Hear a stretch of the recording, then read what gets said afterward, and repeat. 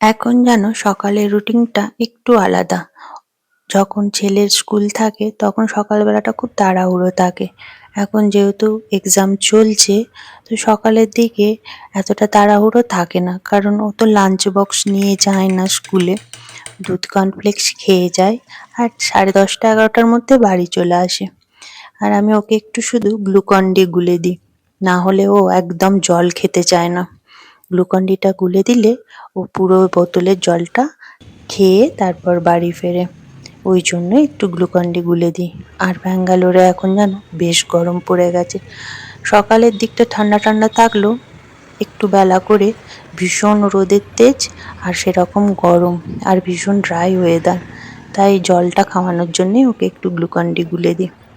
আর আজকে বাজার থেকে ফেরার সময় দেখলাম রাস্তায় নীল ফুলে ভরে আছে। আর এই বেলগুলো দেখছো, গাঙ্গুলি কলকাতা থেকে আসার সময় বেল নিয়ে এসেছে। ও বেল খেতে ভীষণ ভালোবাসে, তাই সকালবেলা কদিন ওকে একটু বেলপানা করে দিচ্ছিলাম। আর নিয়ে এসেছিল বড়ি আর এই বাপুজি কেক। আমার না ভীষণ প্রিয় এই বাপুজি কেক। মানে আমাকে যদি সমস্ত রকম কেক দিয়ে দেয় সাজিয়ে, পাশে যদি বাপুজি কেক দেয়, আমি আগে বাপুজি কেকটাই ধরবো। তোমরা কে কে আছো এরকম বাপুজির জন্য পাগল, আমাকে অবশ্যই জানিও।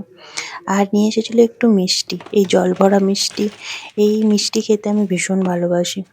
তো এবারে কলকাতায় যে তাড়াহুড়ো করে আসা হয়েছে, তো সেভাবে মিষ্টি খাওয়া হয়নি, ওই জন্য আমার জন্য একটু মিষ্টি এনেছিল।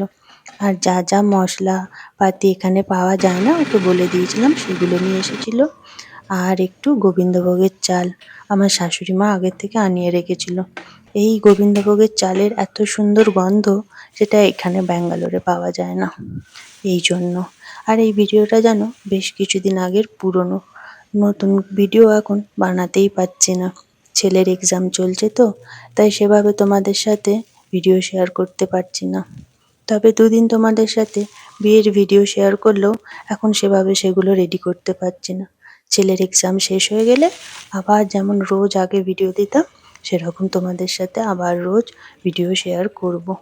তারপর আমাদের ব্রেকফাস্টের জন্য একটু বানিয়েছিলাম সেট ধোসা।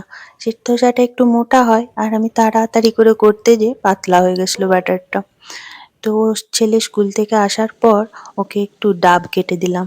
ওর বাবা অনেকগুলি ডাব এনে রেখেছে, যতদিন এক্সাম চলছে ও রোজ একটা করে ডাব খায়। আর তারপরে চান করে ও ঠাকুরের পুজোটা দিল। আর জানো এখন নতুন হয়েছে, আমার ছেলে রোজই পুজো দেয়, সকাল সন্ধে দুবেলায়। ওকে কিন্তু জোর করতে হয় না, ও নিজের থেকেই দেয়। আমি যদি কোনোদিন পুজো দিয়ে দিই, ওর বরঞ্চ রাগই হয়, এটাও নিজের থেকেই করে।